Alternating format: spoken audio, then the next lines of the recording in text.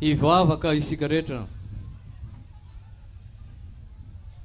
Sotranao zay Andriamanitra ray sy zanaka ary fanahy masonao. Mbola manome anay ty sabotsy maraina ity andro fahaenina amin'izao zaika be fa raika amin'ny roapolo ny efakatelema atao eto Mahajanga izao. Misotranao satria mbola mampianatra anay mandrakariva ianao ny amin'ny teninao. Ary amin'ny ty maraina ity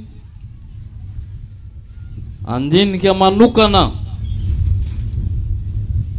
ny aminao zahay izay Andriamanitra ny katelema ihany koa. Andriamanitra zao tontolo izao Andriamanitra avo indrindra, tsy misy ny ambony mihoatra anao. Dia mametraka feno ampelantananao izao fotoana izao.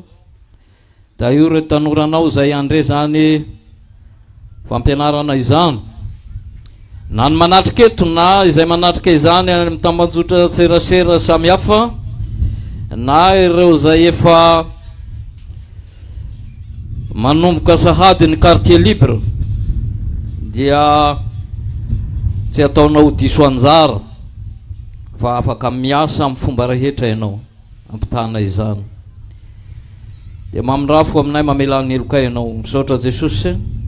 Amen. Voalohany indrindra dia misaotra an'Andriamanitra isika mbola ahafahana miara-miangona sy mivory eto amin'ity toerana ity amin'izao maraina izao. Dia miarahaba anareo ato amin'ny efakatelema manokana na tanteraka izao zaika be izao zay efa manakaiky ny faratampony amarana anazy sika raha pitso. Tenay nafaharetana isika ka tsy hisy hody iverina ho any amin'ny sinodam-paritany aviany alohan'ny raha piso. Fa iara marina izany eto isika. Naraka izany dia misaotra manokana ny komite nasionaly ny efakatelema zay taren'ireo birao. Ao ny tonia nasionaly, ny filoha nasionaly sy ny birao miara-miasa aminy nanome anjara anay amin'ny ity zaika be ity. Anisan'ny mahafinaritra moa ny mandray anjara amin'ny zaika be ny tanora tahaka izao satria tato amin'ity sampana ity no ny antsoan'i Jesosy anay ka nahatonga anay ny roso amin'ny asa pastoraly. Araka izany dia tsy hadino izany sampana efakatelema izany raha mbola velonaina. Ny anjara izay nomenanay dia ny Deutéronomia 10:17 tapany A izay fanevany ty fivorianay ity amin'ny alalan'ny lohahevitra hoe ny Andriamanitry ny katelema na ny efakatelema. Ny Andriamanitry ny katelema dia ny Deutéronomia 10:17 tapany A no tenin'Andriamanitra nanakinana izany araka nitasika amin'ny programa. Iangavy anareo iara hamaky zany Deutéronomia 10:17 tapany A mafy be fa za sy hamaky.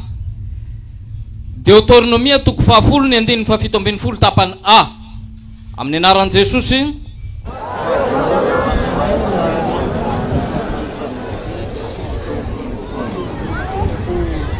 Averendre mandeha hoe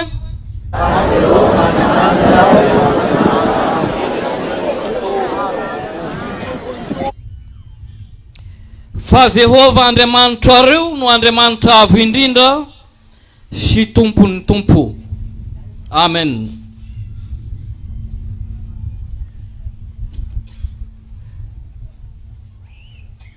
Raha sekoly alahady no nivory teto dia ho niteny aho hoe fa vita izy zay satria efa voavaly ao amin'io Deuteronomia toko fahafolo io ny Andriamanitsika iza izy Andriamanitra avo indrindra tompony tompo fa tsy sekoly alahadiny eto fa tanora ka be dia be ny fanontaniana zay mety mifanaretsaka ao anatin'izaytsika hoe iza marina tokoa moa n'Andriamanitsika. Eto am-piandohana dia mba ahafahantsika mifantoka tsara dia misy rakitsoratra nefa nataon'ireo teknisianina mahakasika an'izay ho aparitany eo rehefa avy eo amin'ny vidiny araka mahazatra ihany ka tsy de voatery andray an-tsoratra ianareo. Dia entanina isika andray anjara amin'izany satria zava-dehibe ny ananana tahiry soratra amin'ny zavatra tahaka an'izao fa ny teny mandalo fa ny soratra manaona mitoetra mipetraka tehirizy tsara. Iza ny Andriamanitry ny Katelem, izay ny fanontaniana lehibe eto ka andeha ho zaraitsika roa le izy tsy ho lava fa aza mananareo tahaka ihany ny halavany fohifohy ihany. Ka amin'ny voalohany isika dia resaka ny fiheverana na ny famaritana fiheverana samihafa ny momba ny tianarana hoe Andriamanitra ity ary orin'izay dia resaka avy hatrany tsika hoe ny Andriamanitry ny Katelem. Ny teny hoe Andriamanitra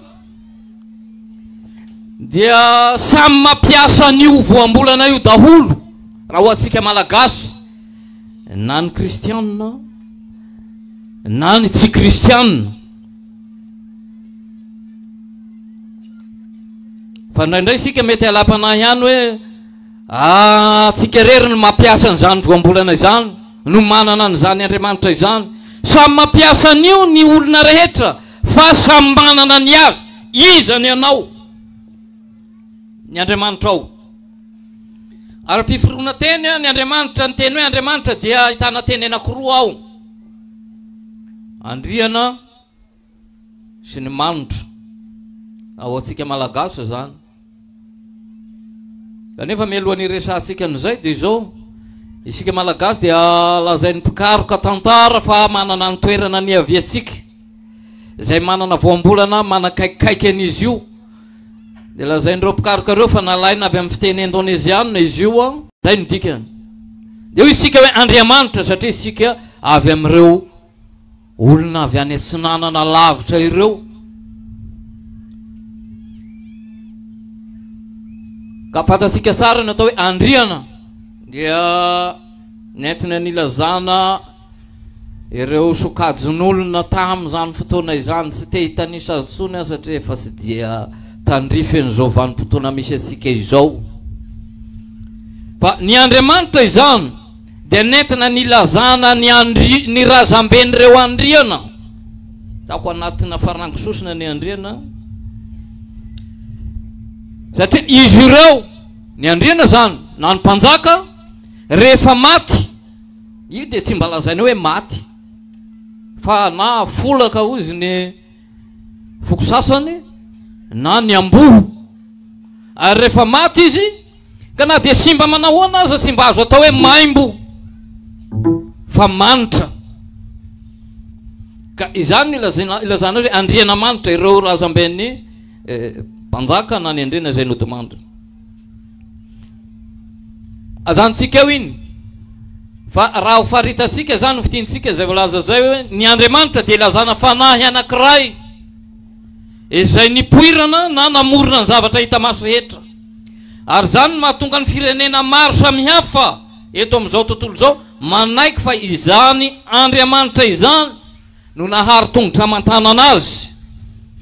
Hery tsy hita maso io izay inoana fa namorona ny zavatra rehetra ka na ny Paolo aza ny razambensika ny alohan'ny avian'ny filazantsara teto Madagasikara dia efa nampiasa an'izany moambolana hoe Andriamanitra andriana nahary zany izay nahary tongotra amantanana azy.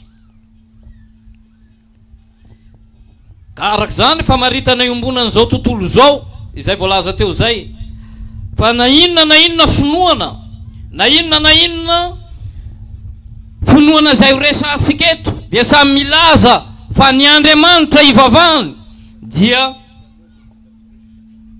io no namorona tongotra matanana azy. Eo amin'ny fivavahana zay antsoina hoe monothéiste, ao anatin'izany isika kristianina, ny judaïsta, ny silamo, ankoatrany mahampamorona ny zavatra rehetra an'Andriamanitra, ankoatrany mahatokana azy dia anisany mamaritra ny maha izy azy an'izany Andriamanitra izany reto toetra manaraka ireto. Tsy manapetra izy ambonin'ny zavatra rehetra, izy mahafantatra ny zavatra rehetra, izy mandrakizay izy, ary ankoatrany mamandrakizay azy mpamonjy ny zavaboahary no ariany rehetra izy.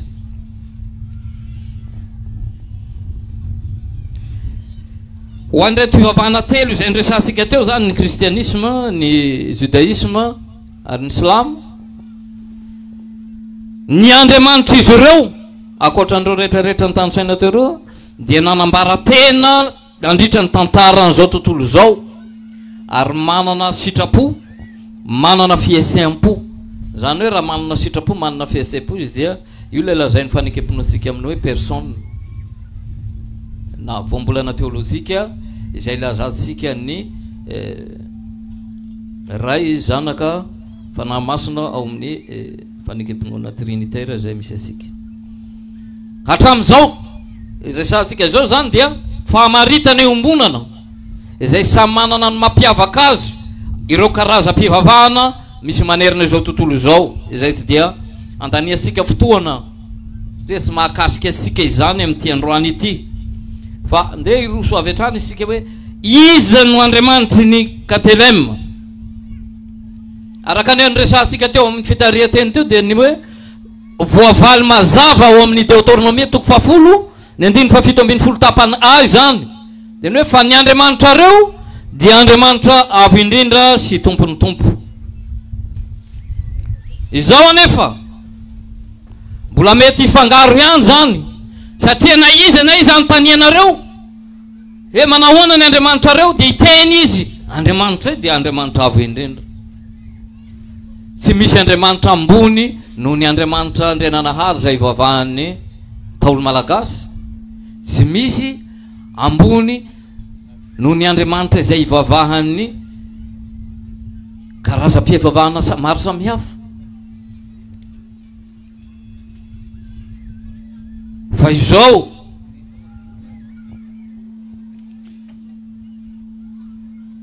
ahafahasika manavaka azy tsara hoe iza no Andriamanitry ny Katelem dia tsara raha mijery isika dika teny visivisy amin'ny soratra masina miainga avy amin'ny teny fototra. Izany dia jery dika teny roa angamba isika dia ampy. Mijery ny teny fototra Hebreo isika, raha dika amin'ny teny malagasy mazava tsara izay noraisindreto dika teny anakiroa raisiko reto ihany koa le izy. Dia izao no voalaza amin'ny Deutéronomie 10:17 tapana io mahakasika an'ity hoe Andriamanitra avo indrindra ity. Andriamanitry ny Andriamanitra. Mijery ny Louis Second ianareo ny version Louis Second amin'ny baiboly amin'ny teny frantsay izay ampiasain'ny protestanta frantsay, Dieu de Dieu izay no ilazany azy eo. Ny dika teny iombonana eto Madagasikara, Andriamanitry ny Andriamanitra. Ka be dia be ireo karazam-pivavahana izay milaza samy manonona fa manana Andriamanitra, fa ny Andriamanitry ny Katelem izay lazain'ity Deutéronomie 10:17 tapany A ty dia Andriamanitra ireo, Andriamanitra ireo. Izay no ilazan'ny baiboly protestanta malagasy izay ampiasaisika hoe Andriamanitra avo indrindra. Akoatra ny avo indrindra tsy misy sony, efa misy indrindra io dia efa mihoatra ny avo izany. Ankoatra izany dia hitasika eto ihany koa ny hoe tompony tompo Andriamanitra, izany hoe manana ny fahefana rehetra mihoatra ny fahefana fantatra misy eto amin'izao tontolo izao.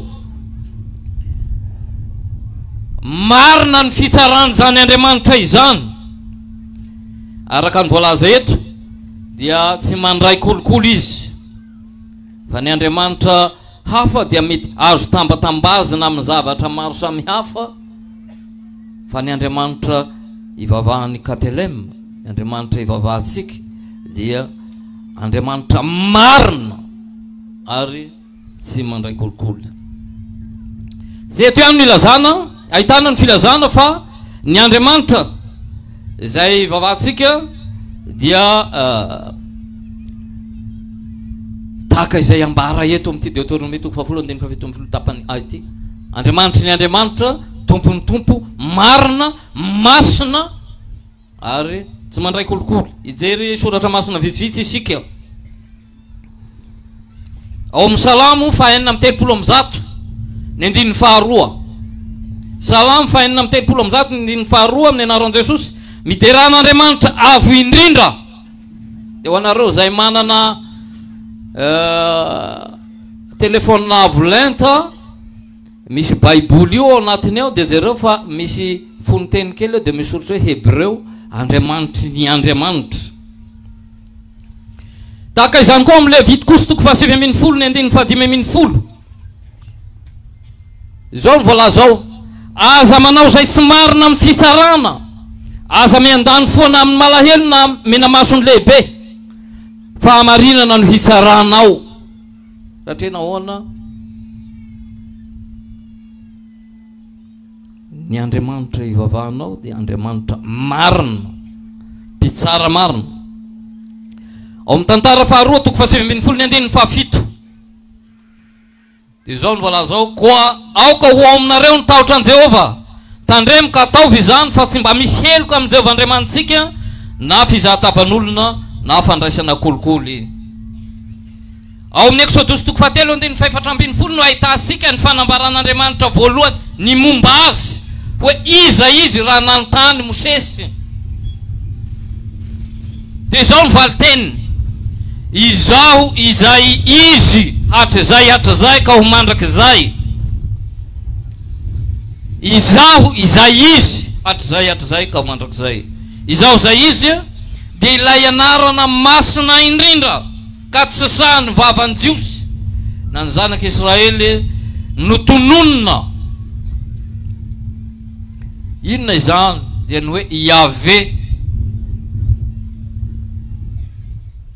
Na dikan'ny baiboly sika hoe Jehova manko izy io. Dia raha be rehefa nanao fanisihana ny mpandinika ny mampiely baiboly ny nahazo an'ireo mpanao fanisihana amin'ny fandikana ireo ny amin'ity anarana ity. Fa ny Jiosy rehefa tonga eo amin'io anarana io hoe izaho izay izy hatrizay ka mandrakizay, na ny Yahvé, dia tsy vakiny io, tsy tononony vavany mihitsiny io. Miala tsiny raha manonona an'izany fa sarotra ny manonona an'izany vava izany. Fa rehefa tonga eo izy dia tononony amin'ny hoe Adonai na tompo. Izany anaran'Andriamanitra izany.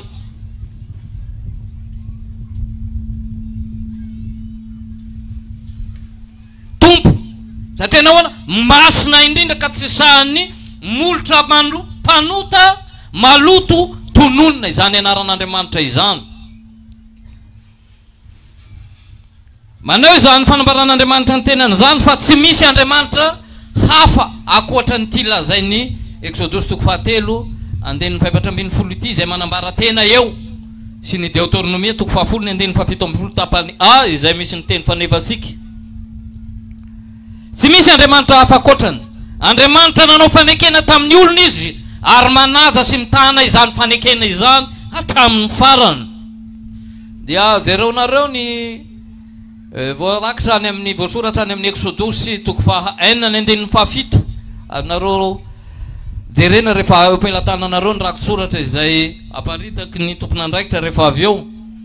Ny Levite kosa 21:22 ny Deutéronome 7:7 ary ny Timoty faharoa 2:2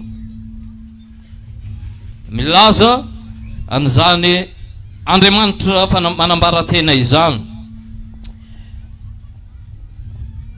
samy ao amin'Andriamanitra ny famaliana izay ratsy vita na ny heloka izay natao, kanefa kosa ao amin'ny ihany koa ny famindram-po, mamindra fosy mamela heloka ary mamonjy izay mibebaka zay mankato ary mino azy izy.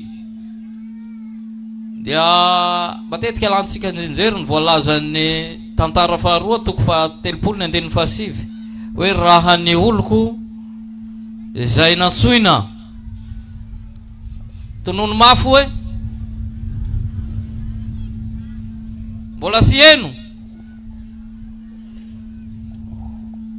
raha ny oloko izay natsoina tamin'ny anarako no manahoana dia manahoana izy, amelany helony izy, izany mahandriamanitra azy. Avertika ilay fanontaniana teo, iza marina ny Andriamanitry ny Katelem, satria Katelem ny resaka eto amin'ity lohahevitra ity dia fantatsika tsara ny litera voalohany eo hoe ka, inona no ambarany zany, inona le ka? Kristianina. Ka raha mitenitsika eto zany ny maromarina kokoa dia te hanisy afa-tsy sahy hoe ny Andriamanitry ny Kristianina, satria tsy misy Andriamanitra samihafa ao amin'ny fivavahana kristianina ka hoe samy manana ny Andriamanitry ny Velem, manana ny Andriamanitry ny Sekolelat, manana ny Andriamanitry ny FKTLM, manana ny Andriamanitry ny FBL sy ny FDL sy ny sisa. Fa Andriamanitra tokana ny Andriamanitra izay ivavahan'ny kristianina ao anatin'izany ny KTLM. Iza io Andriamanitra io? Dia mamela nareo fa ijery ny fanekemponoan'ny fiangonana isika ahafahasika mamalo izany. Tsara ny manamarika eto mba tsy hisy ny ray ianao fandikana vilana na ho ady hevitry ny tsy mino ka ilaza fa ny ala amin'ny soratra masina ny doyen salta fa ny fanekemponoana no resahany tao.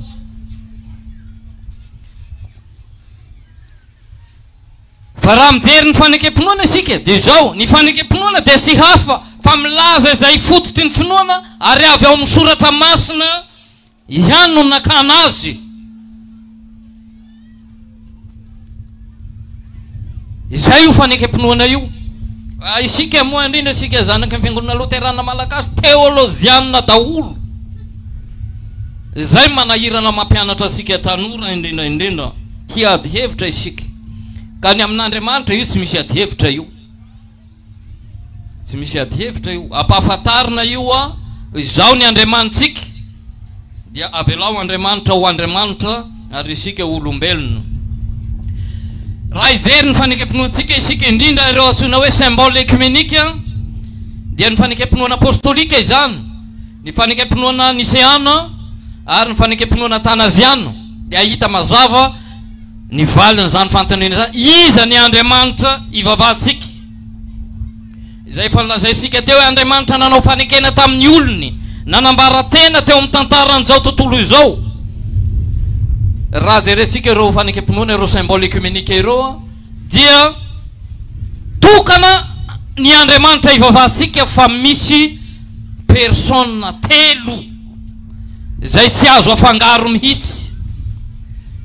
Fantatsika amin'ny fiantsoana hoe ray, zanaka, fanahy masina, izay samy manana ny asa manokana kanefa miara-miasa sy mitovy fizena sady efa samy teo hatramin'ny voalohany ka ho mandrakizay.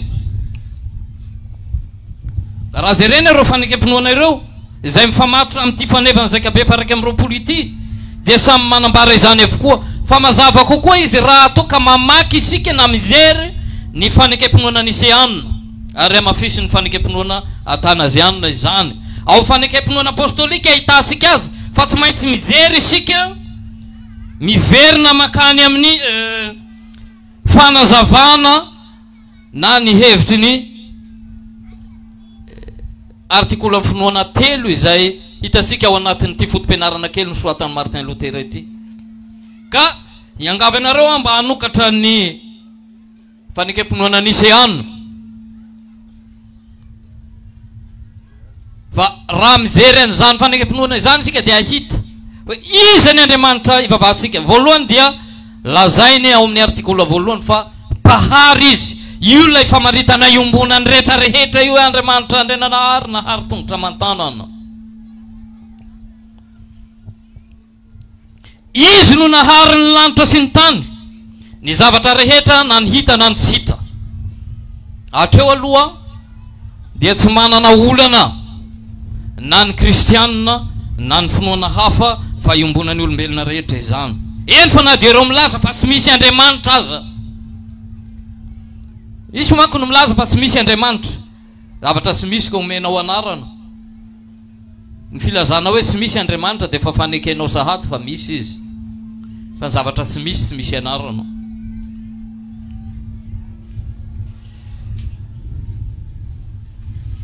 Fa izao ho antsika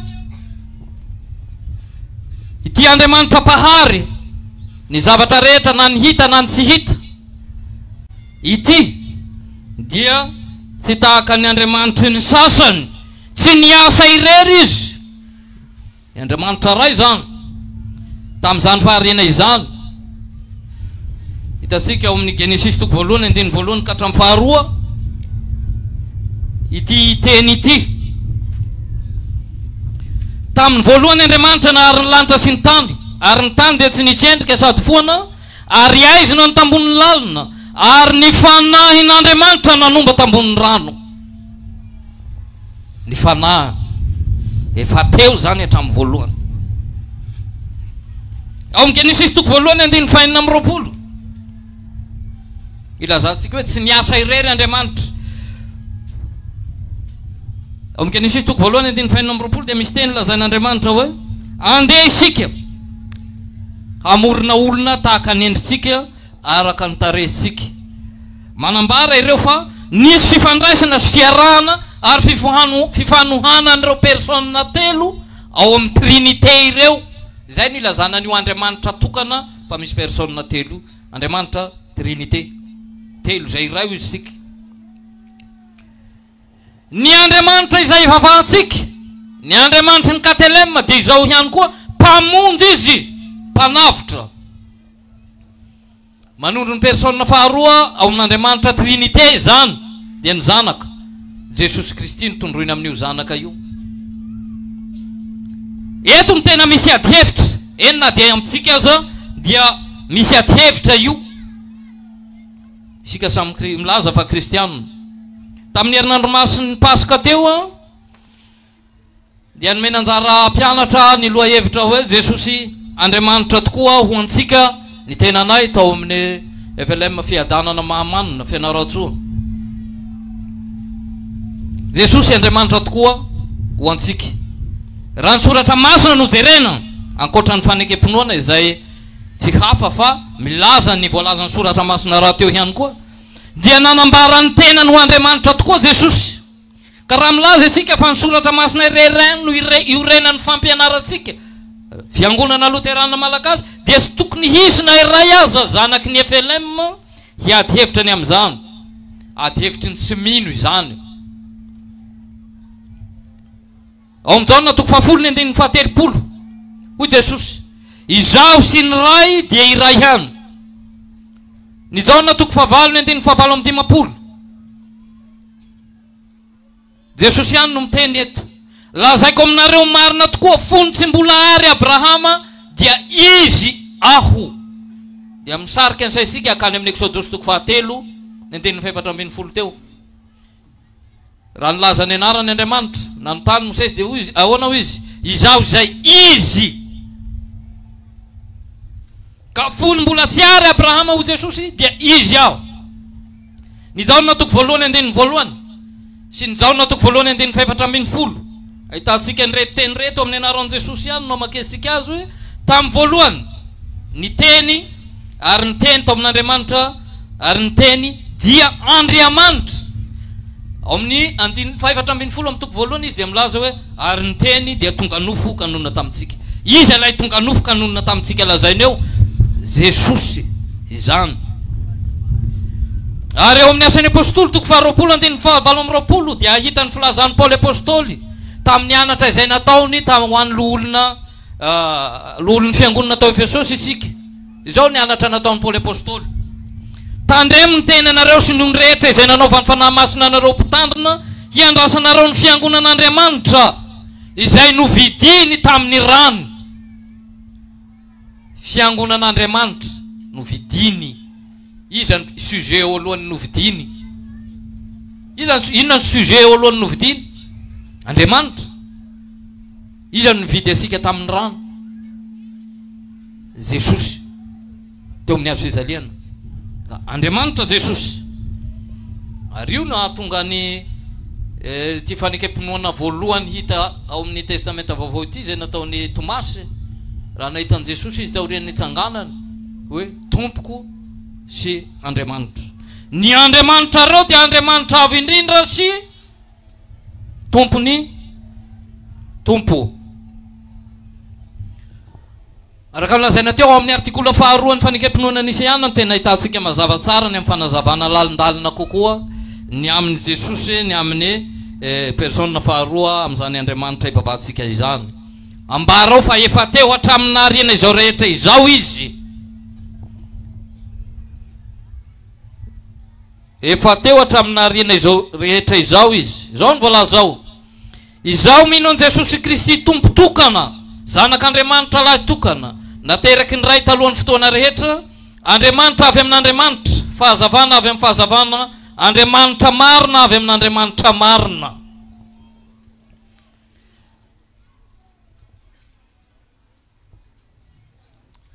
Miray substance hozy ny fanekam-pinoana eo. Na raha dikatsika tsotsotra amin'ny azahoana azy fa tsy mahadika azy dia hoe maha izy azy. Azy an Jesosy dia iray amin'ny maha izy azy ny ray. Ary hitatsika mazava ao fa ny hamonjy atsika no nahatonga azy olombelona ka nanatateraka izany famonjena izany teo amin'ny hazo fijaliana. Indray taona dia mba te hitondra fanisiana aho. Satria tsy dia mahasahy loatra manitsy anareo mivantana any amin'izay tokony anisena anareo efa fantatrareo ny tiako lazaina satria raka lazaiko teo teolojianina daholo ny zanaky ny FLM. Indray mandeha, indray taona tsy tadidiko efatra 5 taona lasa zay. Nisy nanao fanamariana amin'ity artikola faharoa ity tao amin'ny vondrona Facebook zanaky ny fiangonana Luterana Malagasy. Mambra ao ngamba ny akamaronareo reo. Izao le fanamariana nataon'ity tanora anankiray. Tsy tokony ampiasaina ho mpiangonana misy ty fanekam-pinoana ity fa tsy ahitana ny filazana fa maty Jesosy. Fampianaran-diso no lazainy ao. Nalevimbelona ve zany Jesosy ho izy. Dia izao ry tanora, tsara ny manamarika sy manao zay fampahafantarana izao anareo ho fanitsena atsika izay manana izany eritreritra izany. Fa ireo fanekam-pinoana rehetra ireo dia manana ny tantarany sy ny antony nahatonga azy ho voasoratra. Ny fanekam-pinoana apôstôlika, ny fanekam-pinoana Nisiana, ny fanekam-pinoana Tanaziana manana ny olana fototra izay novahany ireo, novaliny na problematika ozonareo mpanao fikarohana tamin'ny fotoana izay nanoratana azy. Ka nahatonga ny fiangonana amoaka fanazavana araka izay hitatsika ao amin'ireo fanekam-pinoana ekumenika ireo dia mifandray amin'ireo olana fototra ireo, mamaly an'ireo. Ka ho an'ity fanekam-pinoana Nisiana ity, ny olana izay nivahany dia ny hoe iza marina Jesosy, ny amin'ny persona ny Jesosy izay no nanahirana ka novahana tamin'izany. Nisy nanao fampianaran-diso ny amin'ny persona ny Jesosy. Ny valiny dia io hitatsika teo hoe Jesosy Andriamanitra tokoa araka izay hitatsika eo. Andriamanitra avy amin'Andriamanitra, Andriamanitra marina avy amin'Andriamanitra marina. Izany maha-Andriamanitra ny Jesosy izany no antony nahatonga ny fiangonana nanoratra ity fanekam-pinoana ity. Fa tsy ny hoe maty sa tsy maty Jesosy teo amin'ny hazo fijaliana. Ary tsara ny afantarantsika fa tsy nisy na iray aza olona nomboana tamin'ny hazo fijaliana ka velona. Vakio ny soratra masina dia afaka izany zavatra manahira-tsaina anareo zany. Mijery ny jaona toko 7:10 faraka amin'ny 3 ka hatramin'ny 4:30 isika dia mahavoavaly izany. fa rehefa nombona teo amin'ny hazojaliana Jesosy sy ireo roalahy teo amin'ny akavia sy akavanana ka efa akaiky ny andro sabata dia inona natao nijerena ilay olona ka raha mbola tsy tapitra ny ainy dia vitainy zalahy amboariny zalahy izy nareo mba ho maty fa tsy misy hoe ampidininy teo dia torana fotsiny fa rehefa tonga teo amin'ny Jesosy izy dia hitany fa efa maty izy dia tsy mikitihina mihitsy Jesosy ka tsy misy na iray aza olona nombona tamin'ny azo fijaliana ka ho velona tsara ny afantarantsika an'izay fa tena maty Jesosy na dia lazainy tsy lazainy fanikam-pinoana nisy anina eo aza izay voambolana hoe maty izay fa hoe nijaly dia nalevina ka ny tsy fahitana ny voambolana hoe maty ao zany dia ilaza fa nalevimbelona Jesosy ka ilazantsika fa diso io zavatra lazainy io fanikam-pinoana io efa amaraparana isika ny Andriamanitra izay vavahatsika ny Andriamanitra ny KTLM raha mijery ny fanikam-pinoana ihany isika na ny soratra masina raha teo ihany koa dia mpanamasina izy fanahy masina ny persona fahatelo amin'izany Andriamanitra Trinité izany no manampanatanteraka izany asa lehibe izany hitantsika miariary eto ny voambolana hoe izaho mino ny fanahy masina izay tompo sady mpamelona izay avy amin'ny ray sy ny zanaka izay tsaona sy omemboninahitra miaraka amin'ny ray sy ny zanaka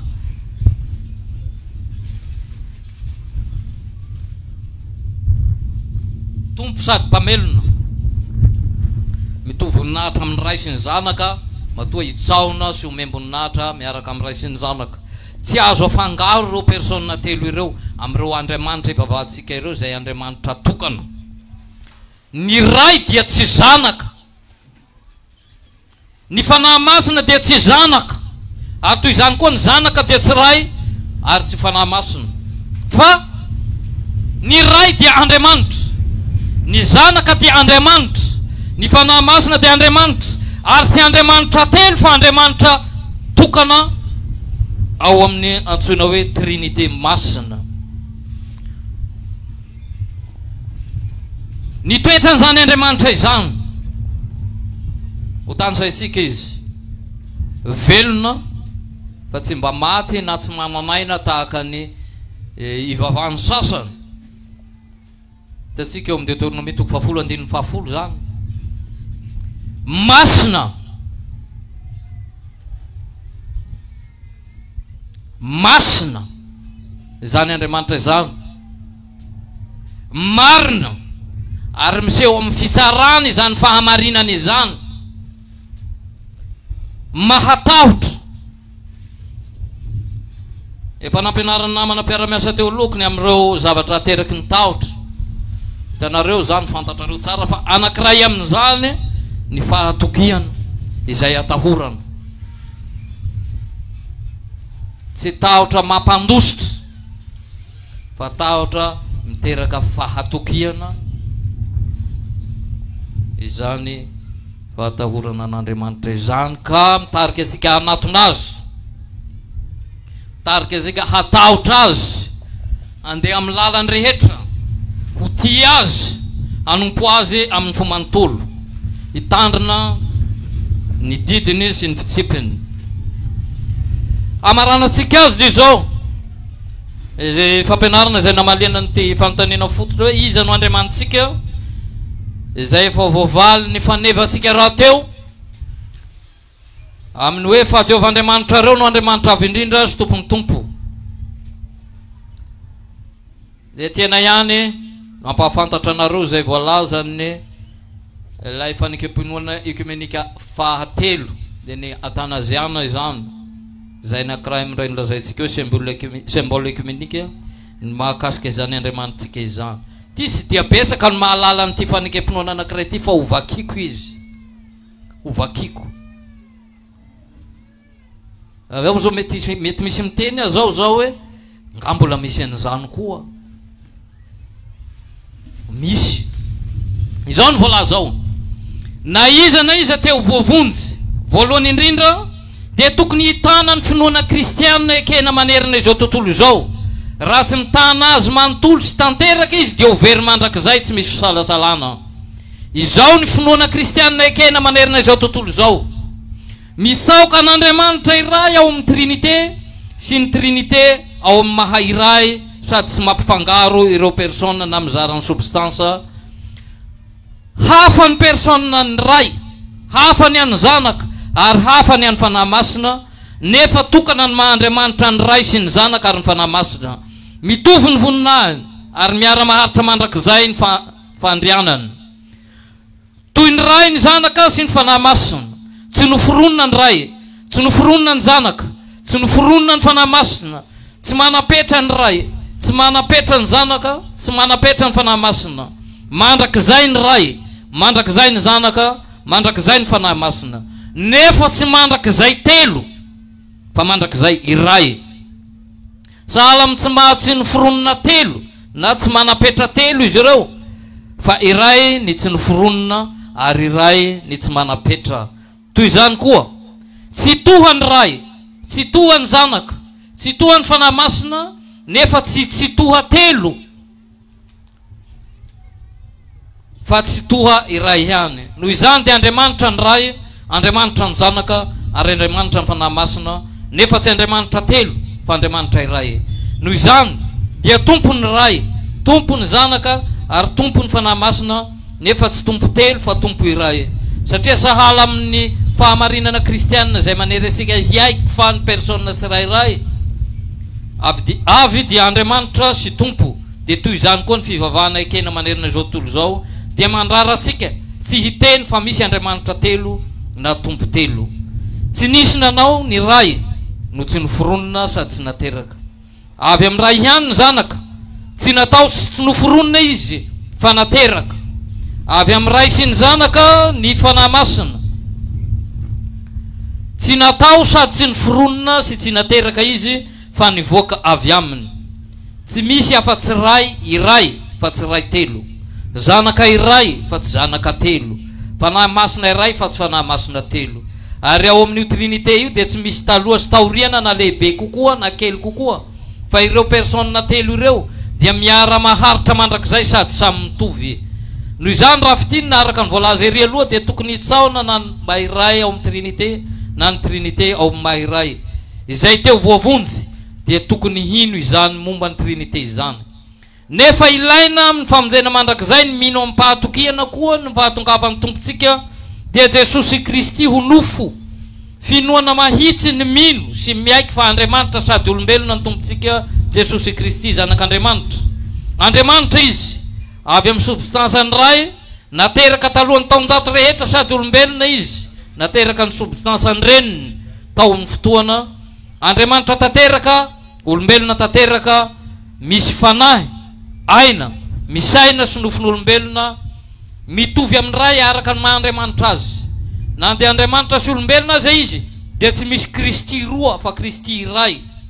Iray tsy noho ny ovan'ny Mahandriamanitra azy ho nofo, fa satria noraisin'Andriamanitra ny maha olombelona azy. Iray tanteraka tsy noho ny fifangaroan'ny substance fa noho ny maha iray ny persona. Satria sahala amin'ny fanahy, aina, mahay misaina sy ny vatana no mikambana ho olombelona, dia toy izany koa Andriamanitra sy olombelona dia mikambana ho Kristy. Nijaly hamonjenantsika, nidina tany amin'ny fiainantsika, nitsangana tamin'ny andro fahatelo, niakatra any an-danitra, mipetraka eo kavanany ray izy, avy any no hiaviany tsara ny velona sy ny maty. Amin'ny fiaviany dia hitsangany ko velona miaraka amin'ny vatany avy ny olombelona rehetra, ka hampamoahana amin'ny asa nataony avy. Ireo izay nanao ny tsara hakany amin'ny fiainana mandrakizay, ireo izay nanao ny ratsy any amin'ny afo mandrakizay. Izany no finoana ekena manerina izao tontolo izao. Raha misy tsy mino izany amin'ny pahatokena sy marina dia tsy ho voavonjy. Tapitra ny citation. Zany hoe izay lay Andriamanitra izay ivavahany Katelem. Zay no Andriamanitsika. Sarotra ho ansaitsika sy ny fahalalantsika ny mandray izany, fifandraisana masina ao amin'ireo persona telo amin'Andriamanitra izany. Ary matetika io no mahatonga ny olona sasany isalasala na anda mihitsy ny finoana kristianina aza, satria fahagagana sy takatry ny sainy zany. Kanefa ho antsika dia marina ny voalazany andininy fahatelo ary anisan'ny voalazany ao io ity zavatra resahany mahakasika an'Andriamanitra Trinité ity. Inona ny voalazany andininy fahatelo amin'ny hira fa 700 misy an'izao tononkira izao ao: toa mila hampisalasala io tena fahagagana io ary laviny tsy mahalala nefa azo ny finoako. Izay le nilazana teo hoe ny momba an'Andriamanitra dia tsy takatry ny saisika, tsy adian-kevitra izany fa Andriamanitra dia manambara tena ao amin'ny soratra masina azosika vakina hitantsika ao ny momba azy dia ireo ny tany saisika teo. Andriamanitra mpahary atsika, Andriamanitra mpamonjy atsika, mpanavitra atsika, ary Andriamanitra mpanamasina asika, hivavaka isika. Ampahafantaro anay mandrakariva Andriamanitra raha izy zanaka fanamasina fa iray ianao, tokana ianao